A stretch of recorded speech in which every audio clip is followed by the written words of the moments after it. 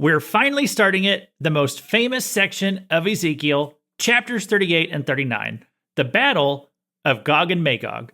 This chapter is about an alliance of nations who band together to attack Israel in the end times. The list of nations includes names like Cush, Put, Togarmah, and more, and they're led by a figure named Gog. Now, I don't know about you, but these names sound like somebody in Scrabble trying to make up words with whatever tiles that they have left. It's really hard to know who it's all talking about unless we do some historical research to find out what these words meant to Ezekiel's original audience. And that's not difficult to do, except when it comes to the identity of the leader of this alliance, Gog. Who is Gog? That's the question we're going to start this multi-week study with, and it all begins today on the Cross References Podcast.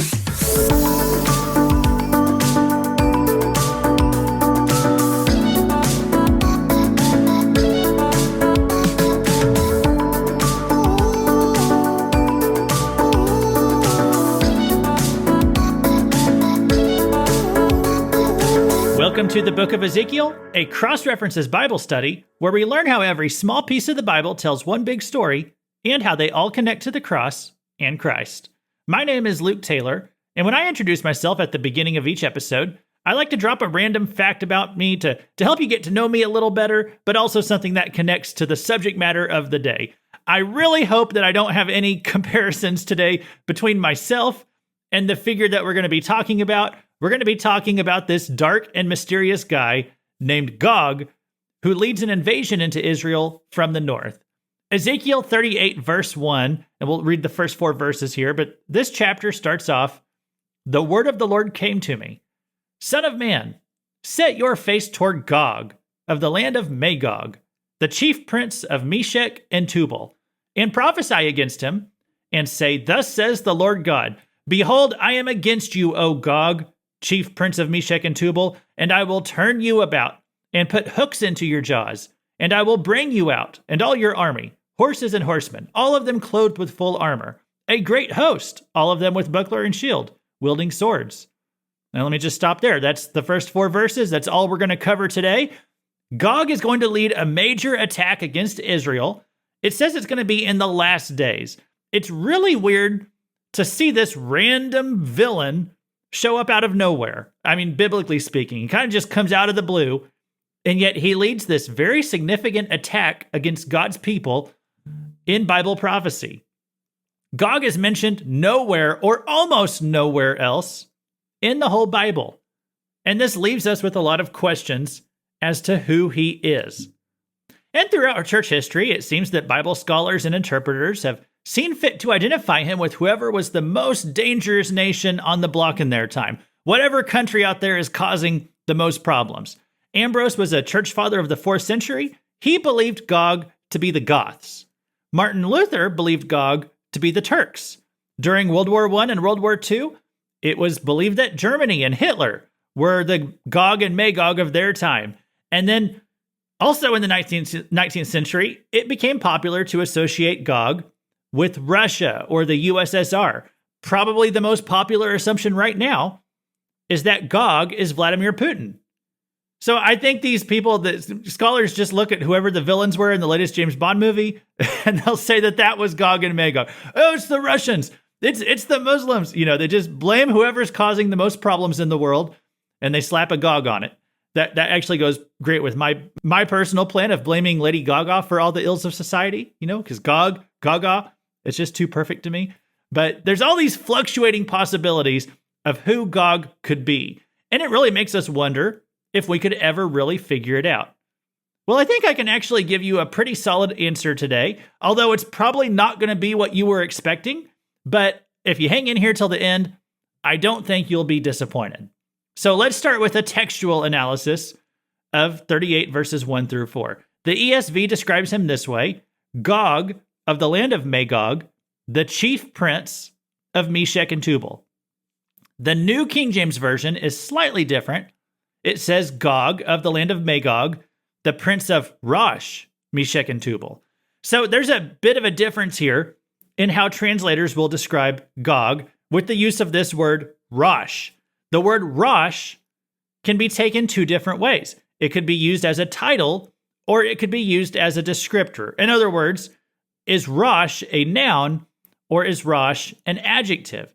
If it's a noun, it refers to a place that is called Rosh, a place that apparently Gog is in charge of.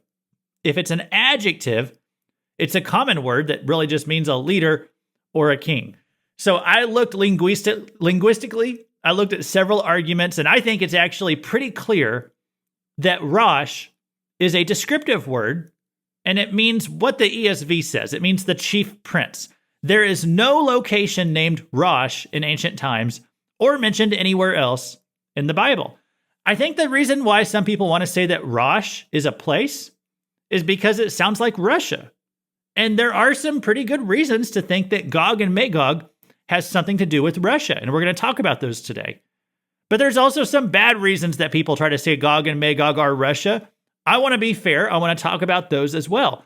So frankly, the idea that Rosh is Russia, that's not a very strong reason to think that whenever you look at the original Hebrew, because the word Rosh is actually just a pretty common word that could mean a leader. That's why the versions that translate it without using the word Rosh, they say the chief prince. It means the leader of Meshech and Tubal. So it mentions here that Gog is in control of 3 other places. It says the land of Magog and Meshech and Tubal. We actually know where Meshech and Tubal are. They've been previously mentioned in the book of Ezekiel.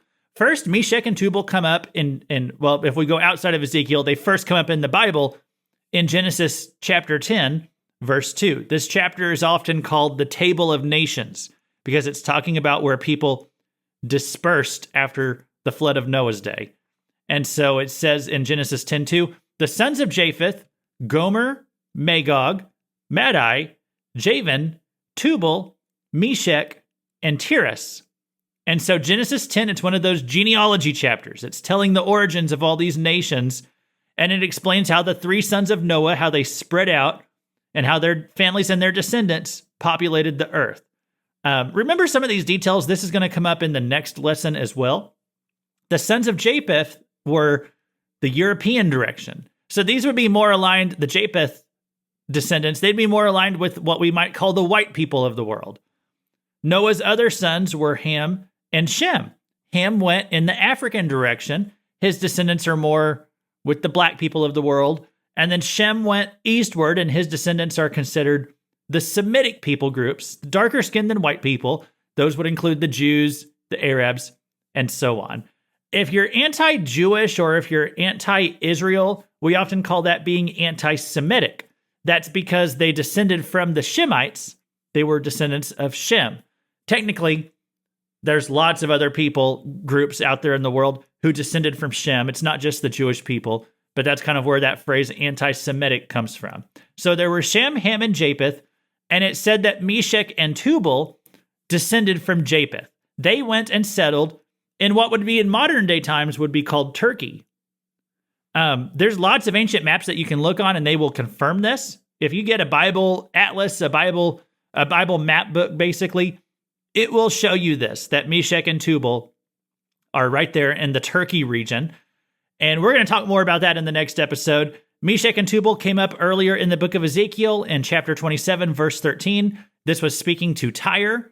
And it says, Javan, Tubal, and Meshech traded with you. They exchanged human beings and vessels of bronze for your merchandise. So that section on Tyre, that is not connected to Ezekiel 38 necessarily, but it does do one important thing in this chapter.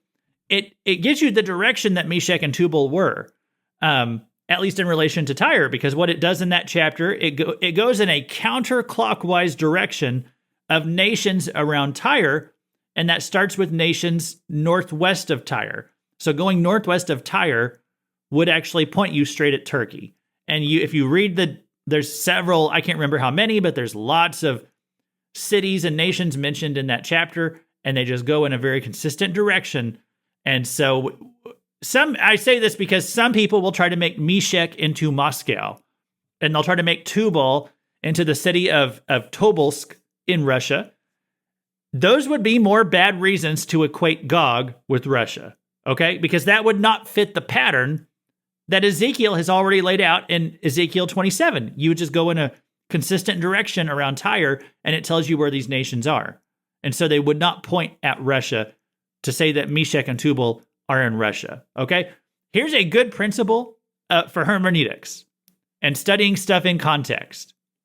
If you want to know what the Bible means by a particular word, the first place that you should look is, if you're looking for a comparison, look within the same book.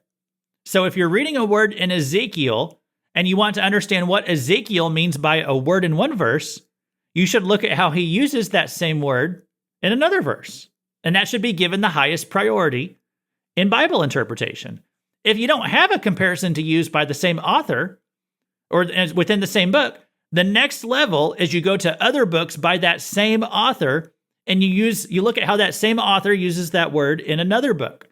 That's not going to apply in Ezekiel's case because he's only written the one book of the Bible here.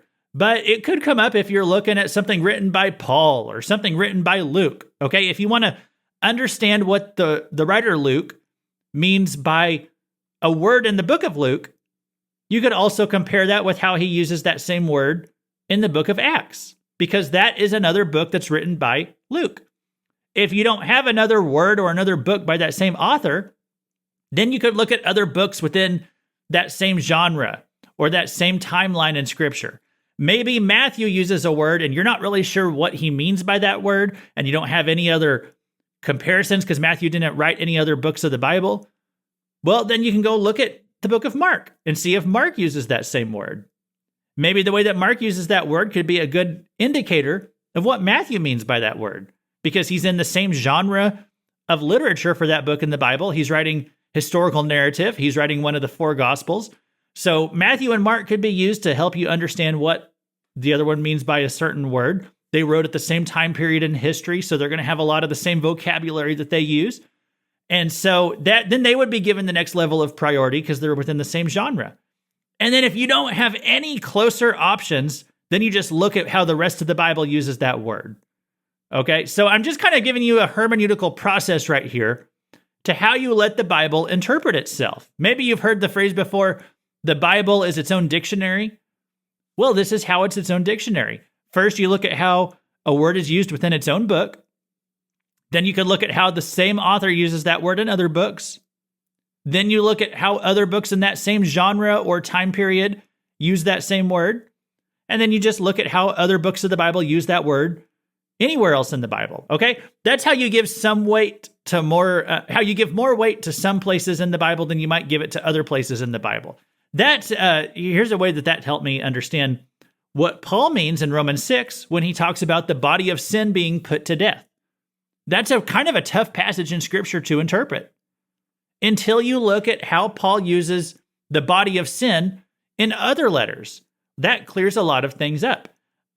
This is the hermeneutical principle that helped me to understand that when James is talking about being justified by our works in James chapter 2, that's another passage that really throws some Christians for a loop. But then if you dig down, you understand that the way that James is talking about justification is different than what Paul means when Paul talks about justification.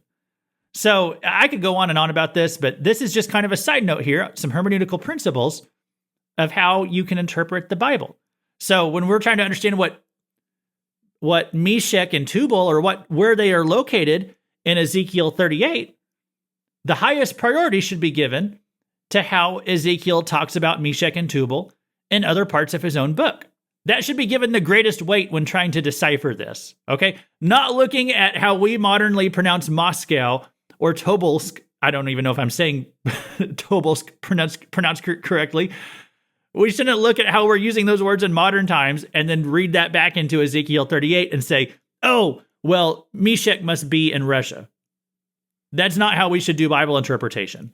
Look at how Ezekiel is using the word Meshech. And as I tried to explain this, I hope I explained it well.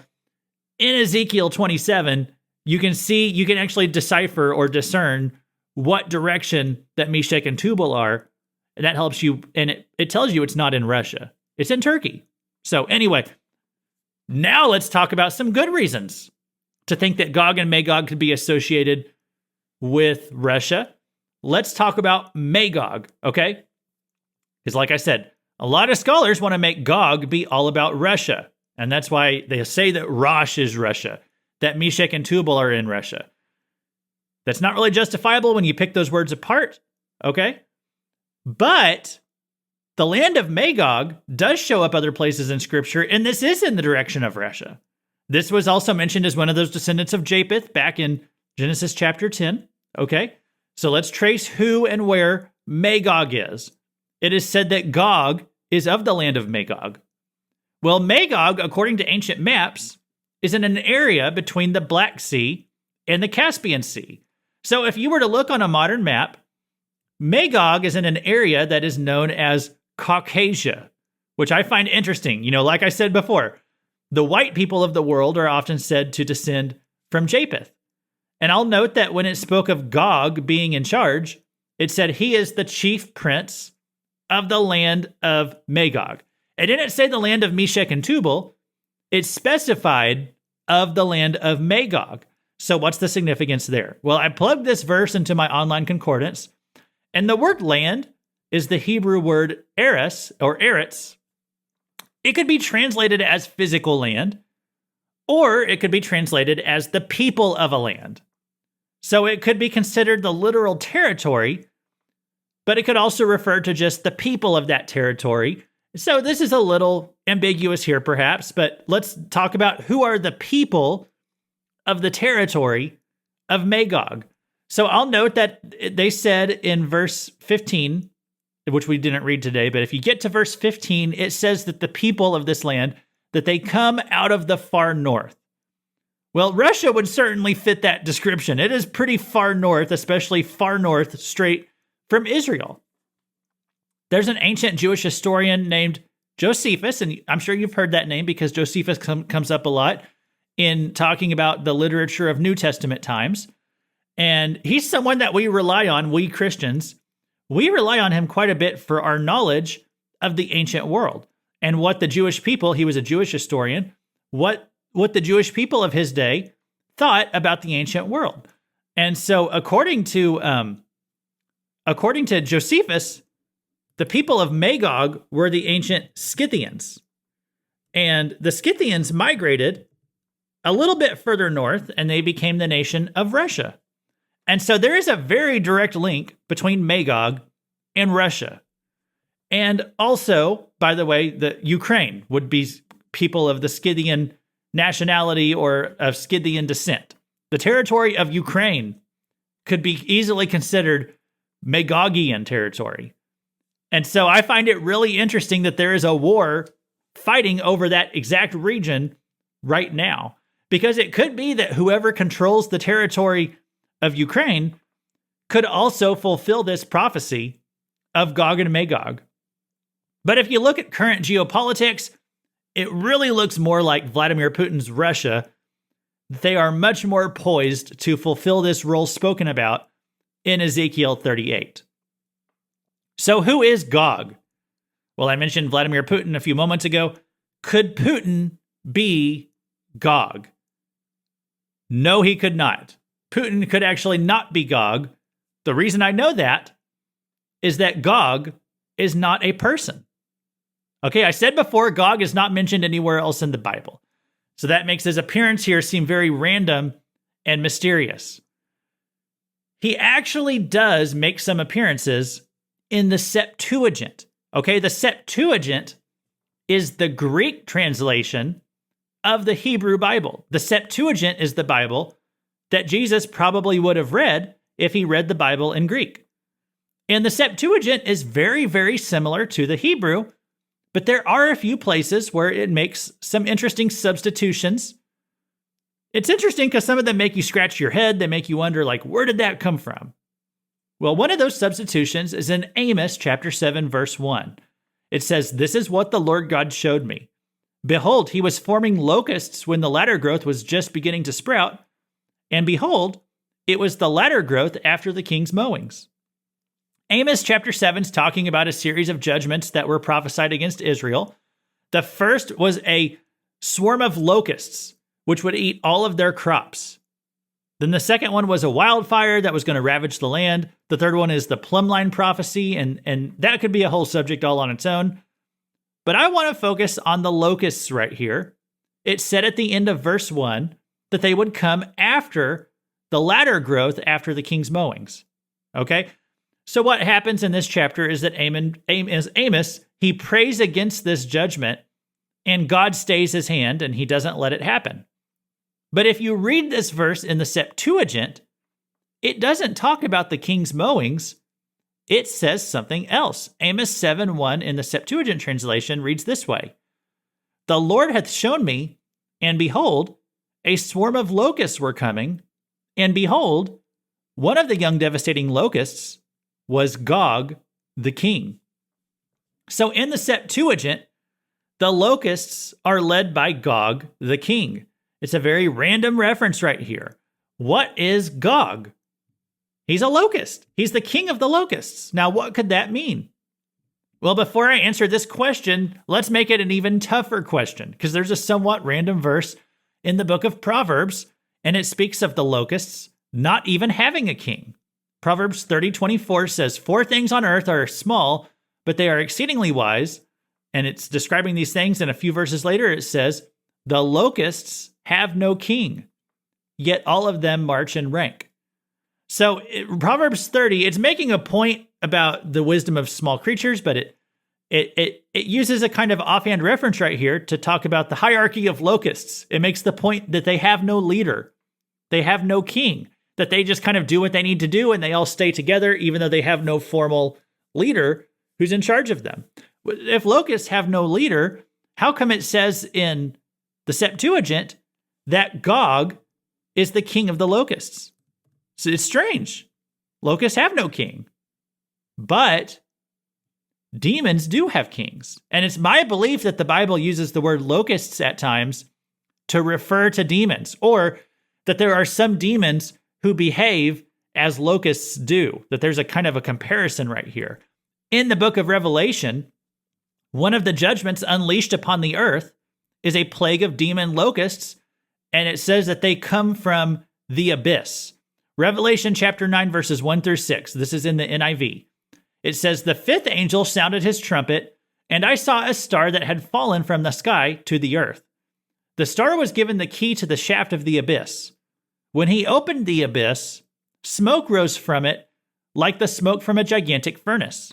The sky and the sun and the sky were darkened by the smoke from the abyss, and out of the smoke locusts came down on the earth and were given power like that of scorpions of the earth. They were told not to harm the grass of the earth or any plant or tree, but only those people who did not have the seal of God on their foreheads. They were not allowed to kill them, but only to torture them for 5 months. And the agony they suffered was like that of the sting of a scorpion when it strikes. During those days, people will seek death, but will not find it. They will long to die, but death will elude them." If you remember, there was a moment when Jesus was casting demons out of someone, and they begged Jesus, "Please do not send us into the abyss." Well, this would be a pretty good hint right here of why they didn't want to be sent into the abyss. It had swarms of these demon locust creatures. So it is my belief that Gog is one of the names of a fallen angel or a demon. And I'm not going to split hairs today on the technical differences between a fallen angel and a demon. Let's put that aside for right now. I believe that Gog is a fallen angel or a demon who is in charge of a horde of demon locusts. And Gog is in charge of not just a horde of demon locusts. Gog has charge over the people of Magog.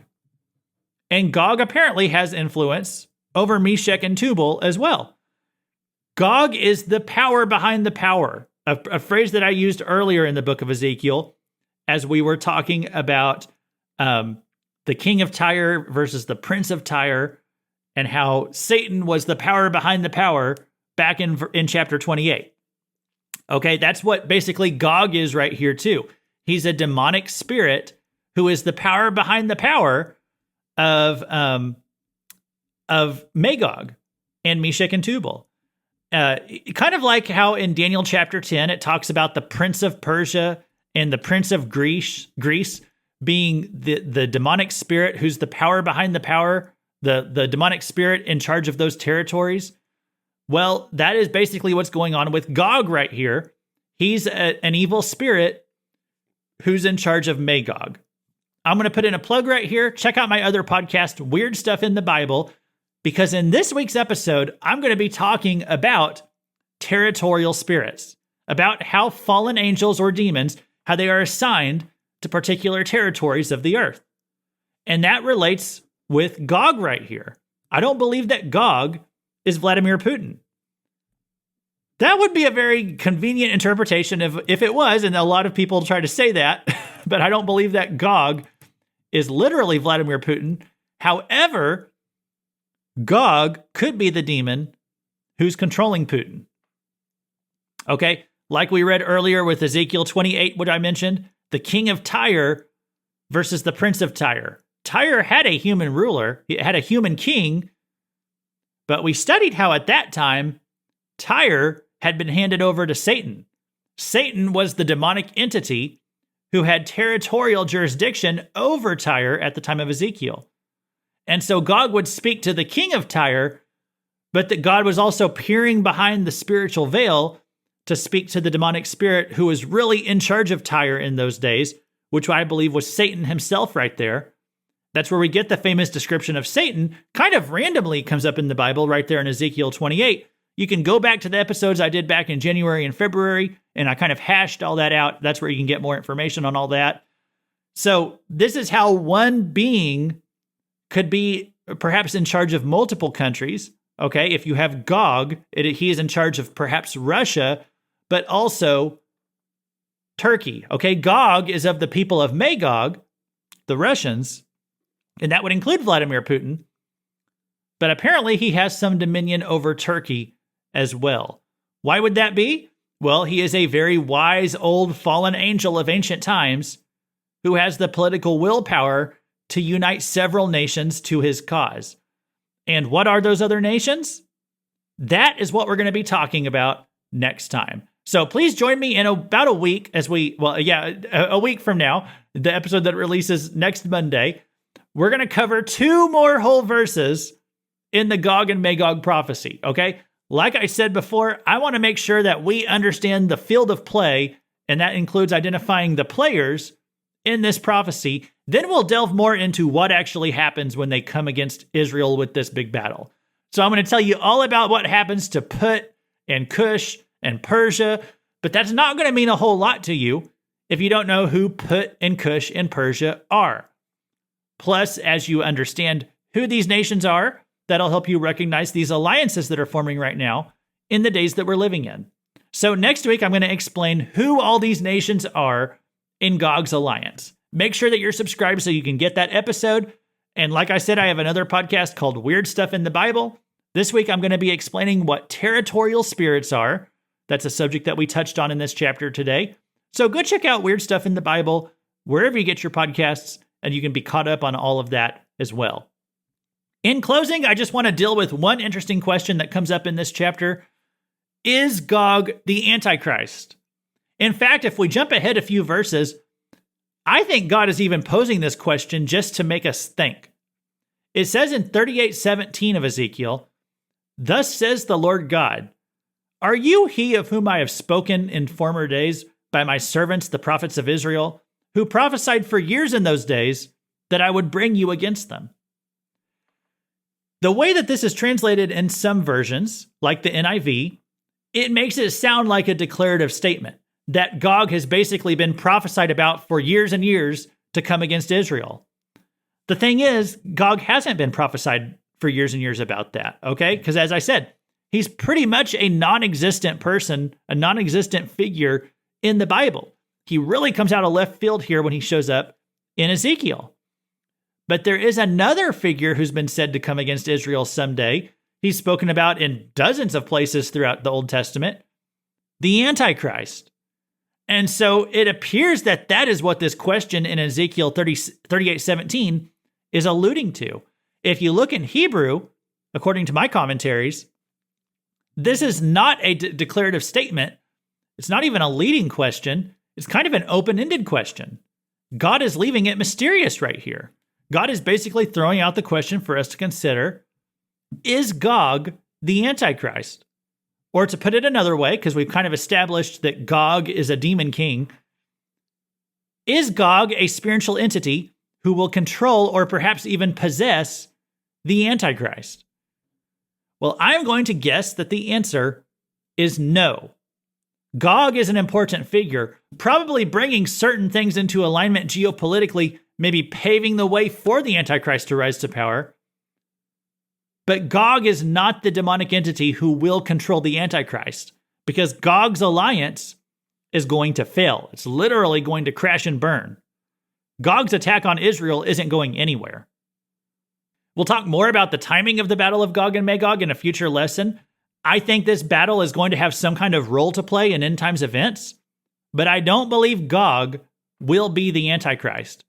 I do think he's some kind of eschatological figure, some kind of important figure in the last days, but he's not the Antichrist himself. Perhaps the Israeli people who are still expecting a future attack by the Antichrist, which of course they don't call him the Antichrist, but perhaps they're expecting this guy to come along someday, and they will survive the alliance of Gog and Magog, and they're going to think perhaps that they have survived this Antichrist himself. They're not going to realize that the real Antichrist is just around the corner. And so all of this comes up really in discussing the timing of Gog and Magog. We're going to study that soon. Gog and Magog can't happen at any moment. We're going to need to see certain things happen before Ezekiel 38 can play out. So your first focus should be on the timing of the rapture, because that could come at any moment. Thanks for listening to the Cross References Bible Study on the Book of Ezekiel. This has been Luke Taylor, reminding you, it's all Lady Gaga's fault.